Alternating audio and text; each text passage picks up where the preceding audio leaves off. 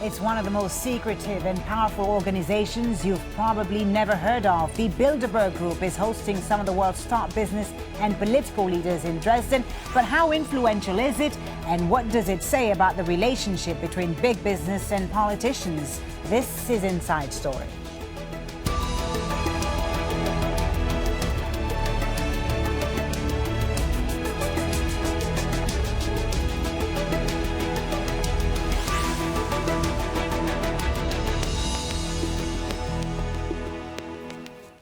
Hello and welcome to the program. I'm Folly Thibault. It's a forum held every year where the rich and the powerful can meet and exchange ideas in complete secrecy. Almost 130 politicians, bankers and industrialists are attending this year's Bilderberg Group conference in the German city of Dresden. This year's attendees include the former head of the CIA and the IMF's chief, but just like every year, no reporters are allowed in. There are no minutes of meetings, no votes and no policy statements. And participants are bound by what's known as the Chatham House rule, which allows people to make use of the information they've received, but not reveal the identity or affiliation of the person who gave it to them.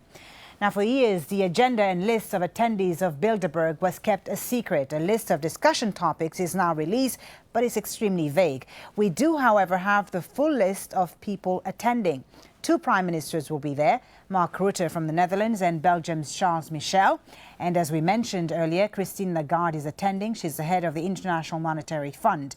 2 former intelligence chiefs, John Sowers of MI6 and David Petraeus, who used to lead the CIA, will also be there. And the rest of the list is littered with influential businessmen and bankers, including the heads of Shell, HSBC and Alphabet Inc., which is the holding company for Google.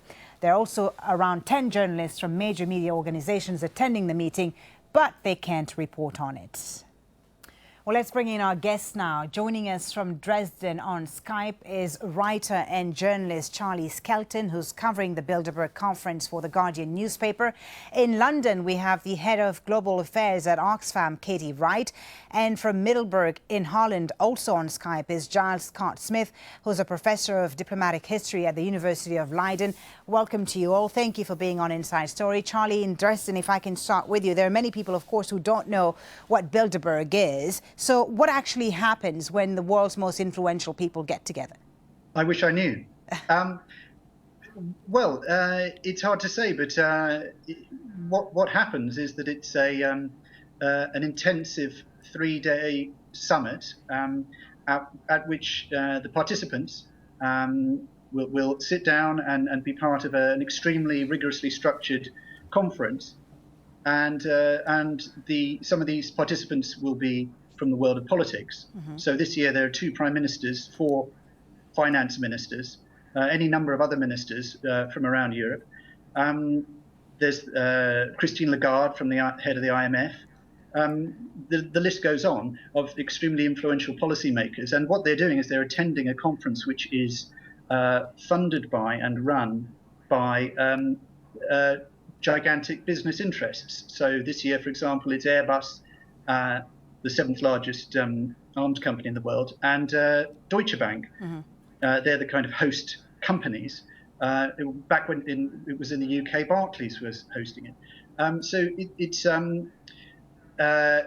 a corporate lobbying event, but it's a lobbying event that's so powerful that the rather than meeting in the lobby of Parliament, say, the parliamentarians come to Bilderberg. OK. Well, let me bring in Giles Scott-Smith in Middelburg now. So a very vague agenda, Giles, at this meeting. No resolutions are proposed, no votes are taken, no final communique is issued. What's the point of all this? Why is this meeting still so important today? Well, I think economic and political and financial elites always gain a lot from informally being able to discuss matters of current day interest. This is something that has occurred throughout history. So in that sense, there's nothing particularly new about it. I think there are obviously unique elements of Bilderberg, which perhaps we can discuss in the coming few minutes. But I don't think there's anything particularly unusual. I think the secrecy surrounding it, though, makes it more notorious. There's no doubt about that. Yeah, well, as you know, the conspiracy theories abound around Bilderberg. I mean, everyone believes they're actually plotting world domination there, that this is a shadow government. And as you say, the secrecy doesn't exactly help this. How did these conspiracy theories start, actually? What led to people believing that there were other things going on here besides just informal discussions? I think that it's quite straightforward, really. If you get such a tremendous group of powerful political and economic elites, and you've got them in one hotel, in also often a location that has been deliberately out of the way of the public eye. In the past, they used to often choose hotels in rather remote locations. Buxton in Derbyshire comes to mind, which is an unusual one. But if you do that, plus, as you've already mentioned, the agenda is somewhat vague, plus there's no media allowed in to actually report, and even the journalists who are invited as individuals are not allowed to write an op-ed on what they heard and what they saw. So that obviously combined is going to produce some pretty far-out stories about what they're doing, what they're achieving. Okay, let me bring in Katy now in London. Katy, Giles says that, business leaders and politicians can gain a lot from a meeting in an informal setting. Do you agree with this? Do you think this is a good idea to get business leaders and politicians to talk about major issues without any oversight, any journalistic oversight, for instance? Listen, I'm sure they do gain a lot, and there's nothing actually intrinsically wrong with people meeting and talking and discussing problems. But, what we've got to ask about a meeting like Bilderberg is who's not there, and that's most people affected by the issues that they're talking about. And this isn't about conspiracy theories. This isn't about secret plots for world domination. There's a pretty clear dominant elite out there. Oxfam put out a report earlier this year for Davos, another meeting that tends to be talked about in a similar vein, where we brought to light evidence that's available for everyone to find, which is that just 62 people in the world have the same wealth as the poorest half of the population, 3.5 billion people. And when you introduced this segment, you talked about the wealthy and the powerful meeting together, and increasingly it's that wealth and power come together. They are in fact in many cases just the same thing, and they're discussing problems, issues, global trends that have an effect on billions of other people who never get a look into those decisions. And that's actually why we see this kind of inequality that Oxfam cares about, and ultimately the poverty, continue. Okay, well, I do want to talk about the selection process, about who is there and who's not there. And journalist John Ronson spoke to one Bilderberg founder, the former British Chancellor Denis Healey, who said, "We make a point of getting along younger politicians who are obviously rising, to bring them together with financiers and industrialists who offer them wise words." He says it increases the chance of having a sensible global policy. So, Charlie, about the people who are there, there have been, of course, theories that, Bilderberg builds future leaders, that, for instance, Margaret Thatcher's career launched after she attended the Bilderberg meeting, and so was Bill Clinton. He became president after attending the Bilderberg meeting as governor of Arkansas. Are these theories, is this true that they build future leaders, or is this just, coincidence, do you think? Well, there certainly is a pattern, and some people would say they're good at talent spotting. Others would say that when a young or up-and-coming politician is brought into the fold of Bilderberg, then they're kind of joining a general consensus of power, and it doesn't exactly do their career any harm. There's perhaps the most interesting example of this, though, is you mentioned that the full list is published. Well, it's definitely not published. I know this from long experience of finding out names that haven't been published on the list, and seeing, in fact, photographing people that I can see going in and who aren't on the list. But probably the most extraordinary version is in 2008, where Senator Obama and Hillary Clinton both attended secretly. And this was confirmed actually by, later on, in a French interview with the French Prime Minister, who confirmed that they were there. Now, this hasn't been publicized at all. What you can watch on YouTube is the entire press corps who was following Barack Obama around, suddenly realizing their presidential candidate had disappeared. And it's an extraordinary piece of footage. and I recommend you watching it. But what I would say is that absolutely there's a pattern, but you don't. Again, with a lot of these things, you don't have to immediately reach for the words conspiracy theory to describe them. So when you're describing, say, the global ambitions of the people at Bilderberg, you don't have to immediately shout conspiracy theory. You can just simply describe them as extremely powerful fans of globalization. They have absolutely got a global ambition, of course. Companies like HSBC and Royal Dutch Shell and BP, these are global companies who are big fans of, for example, TTIP. These are globalists. So yes, they absolutely do have a global ambition, and they have global reach and global power. And saying all of those things isn't to say it's a conspiracy theory. It's simply to describe a powerful set of business interests. Okay, Giles in Middleburg. You mentioned that there were important gains that could be made out of these informal meetings. I just, for our viewers who are not familiar with the Bilderberg Group, just how influential is this group? And are they concrete examples of, of how they've changed or shifted global policy? Yes, I mean, there are various ways of assessing influence, of course. One way to look at Bilderberg is a wonderful opportunity for informal channels of contact. An interesting one from history is when General de Gaulle was in charge in France in the 1960s and was directly challenging US leadership in the transatlantic region. There was a Bilderberg meeting planned, I believe it was in Cannes, in 1964, and one would expect de Gaulle to have cancelled it and dismissed it as yet another example of American power. But instead he let it go ahead, and not only that, he also allowed some of his key advisors to attend, because he understood that it gave him a wonderful opportunity to test the waters of top American, British and other European officials on major transatlantic issues. In other words, he understood its value and its influence. There are other interesting examples. I think over time, Bilderberg has shifted from a more kind of politically orientated body, starting out in the 50s, which of course was a very intense era of building transatlantic institutions, NATO, etc., the early days of European integration. And I believe since the end of the Cold War, I do agree that it's become much more corporate orientated. Right. I think it's entered a kind of era of globalization where economic and financial deals are now merging with or even overseeing the political dimensions. Right. And you wonder also if it's as influential as it was in 1954, when there's clearly a big pushback today against big business. I mean, Bernie Sanders in the US has based his entire campaign against this, big business and politicians getting together. Is the influence as big today as it was back in the 1950s? I suppose the easy answer would be to say no, but that would probably be too simple. Because if you do follow that transition from kind of political institution building to corporate deal making, I think the corporate angle is extremely important, up there with Davos and other similar forums. And just to give one brief example, I think it's on record that Bilderberg in the late 90s was a key forum for the formation of what became Airbus. Okay. The original deals were made to merge the key Italian, German and French military-industrial concerns. So I think that's quite a recent example which shows what can be done.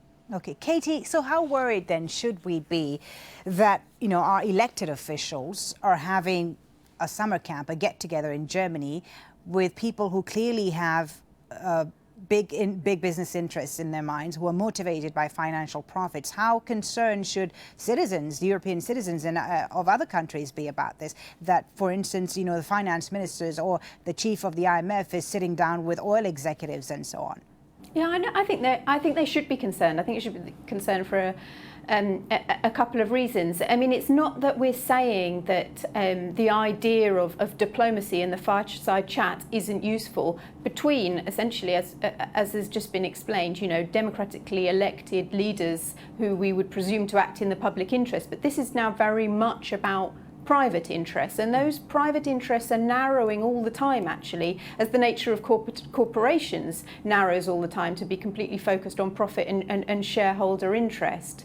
So the reasons we should be worried are twofold. Firstly, a lot of these companies will be lobbying for impacts that have great profitability for themselves, but very negative impacts for ordinary people. I'm thinking about big pharma industries who want obviously more and more profit for their drugs, pricing more and more people out of life-saving medicines. I'm thinking about another huge contribution to lobbying and to these kind of meetings, the finance industry, who've created, as we've seen, a financial sector that creates huge profits for those at the top and wreaks financial havoc for the rest of the world.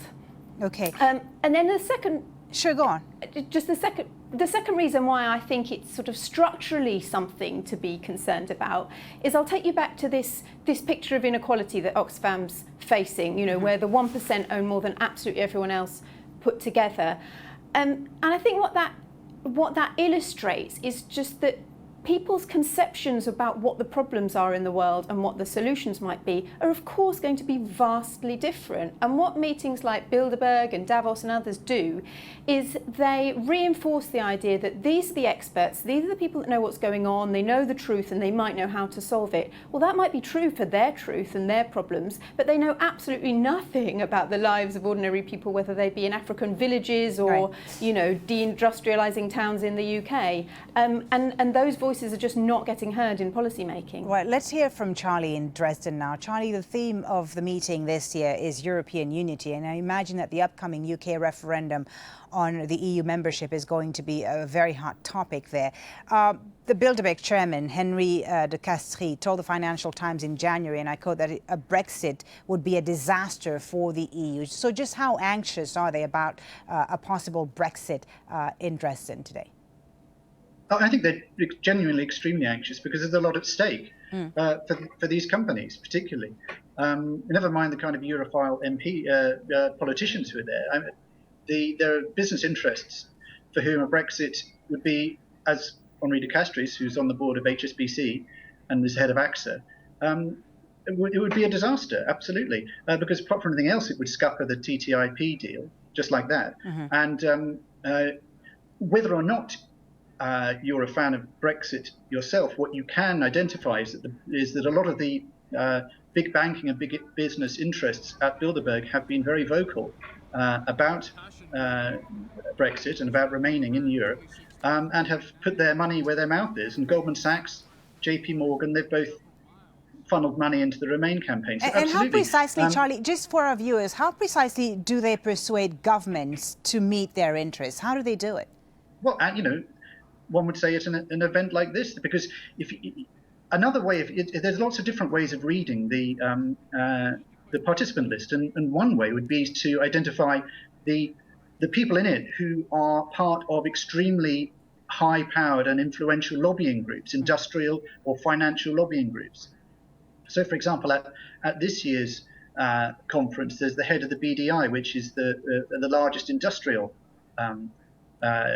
German industrial lobby group, and there are, I think, 6 members maybe of the European Roundtable of Industrialists, which is a hugely influential lobbying group. So when we talk about lobbying, generally we're imagining it takes place kind of between executives of the company, focusing on parts of the policy, public policy that they want affected. Whereas here, the lobbying is taking place at an extremely high level, almost so high you can't see it, because these are the very chairmen and CEOs of companies who are on the boards of the lobbying groups that do the lobbying. So, and it's an event which takes place for 3 days behind closed doors with no press oversight. So it's what we're describing, at least in one way, quite accurately, is a vast lobbying event. Okay. This is lobbying, corporate lobbying at the very, very highest level. Giles, Charlie says, a Brexit would be a disaster for big business and banking. Do you see the Bilderberg Group having any influence whatsoever on the outcome of the referendum in the UK? That's a very loaded question. And I will have to be careful what I say here, because I'd hate to be misquoted. Obviously, there are forms of influence which investigative journalists, historical researchers do their best to kind of tease out, to find out exactly how influential Bilderberg is in the public realm. But this is very, very difficult to pin down. But I do think because Bilderberg over the years has always invited journalists and public intellectuals to contribute to the internal debates, but not be open about the impact of those debates on their own thinking and their own kind of public statements afterwards, one has to assume that debates in the public realm will be in some shape or form influenced by the discussions going on in Bilderberg. Now, I do want to emphasize that that does not mean that the Bilderberg meetings are dictating the debates in the public realm, but it is inevitable that some of those sentiments and interests, and as Mr. Skelton has said, some of the lobby interests, are inevitably going to enter the public realm, and that Bilderberg is involved in that just the same way as other meeting groups like Davos, etc., are involved at the same time. What about on issues like migration, Giles? Are they, where do they stand on the issue of migration in Europe right now? Well, certainly there will be a great deal of concern. I mean, that's an interesting issue that will cut right across, I think, political and economic lines. You might see some interest feeling that this is an opportunity, others going more down the national security line. Mm-hmm. So, and others more kind of looking at the secondary damage to, say, kind of European Union as a functioning institution. So I think that's a very tough issue. It wouldn't surprise me if it's definitely on the agenda there for discussion. Okay, Charlie in Dresden, let me just put a question to you now. Do you think this group today is still relevant, and do you think they should continue with these meetings? Do they bring anything? Do they add anything to the discussion on world politics? In terms of its relevance, it's sometimes written off as sort of old men at the end of their careers meeting to play golf, which is an extremely dangerous misrepresentation of a meeting where, if you look at the participants, they're all the very heads of industries and banks. They're not old retired men. They are the chairmen and CEOs of giant industrial, media and financial institutions. So from their point of view, they're still at the very top of their game. They're still managing to attract, a vice president of the European Commission, a member of the executive board of the European Central Bank, etc., etc., two prime ministers, as I said. So they're doing pretty well. They're looking pretty healthy, and they're also, what they've done very interestingly is moved into the world of high tech. So on their board, you'll find people like Eric Schmidt, who's the head of Alphabet, which is the parent company of Google, and Peter Thiel, who's on the board of Facebook, who set up PayPal. And they're embracing such subjects as artificial intelligence and cybersecurity, and looking at those and bringing people into the fold who are from the high tech new media world. So they're adapting, they're changing, and they're still just as relevant as they ever were. Whether or not it benefits anyone else, I mean, they'd like to think it is, because if you look at in the UK, the Bilderberg functions as a charity. You look at they're called the Bilderberg Association, and this is a charity in inverted commas, which is funded by Goldman Sachs and BP. Okay. And the stated aim of it is public education, which is ironic since the public can't know what's going on there. Let's hear from Katy now in London. Katy, you talked about this idea of an elite group that has nothing to do with normal people. So my question is very simple. Should government officials, elected officials who represent the people, be allowed to participate in such a conference? Well, of course they should be allowed to talk to, a range of interests. Mm-hmm. The point is that they're doing that on a very different playing field, that this is the sort of meeting that is, has huge amounts of wealth behind it, and it does make the difference that these people are treated, to an all expenses paid weekend, that they're able to pay for direct and private access. I mean, it's also the meeting that garners a whole amount of attention. We're having this whole program talking about these people, reinforcing the idea that this is where the important decisions are made. So it's not about blocking access for anybody, but it's about money being able to buy so much more access than other people can get who have perfectly legitimate ideas problems and experiences of the world. So it's about enforcing, who matters and who doesn't, and therefore increasing the inequality and poverty that we care about. Well, thank you all for a very interesting discussion. It was good to hear your thoughts on this. Charlie, Skelton, Katy, Wright and Giles Scott Smith, thank you for watching.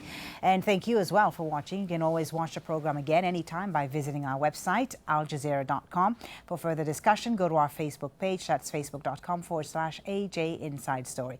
You can also join the conversation on Twitter. Our handle is @AJ Inside Story. From me, Folly, Thibault, and the whole team, thanks for watching. Bye for now.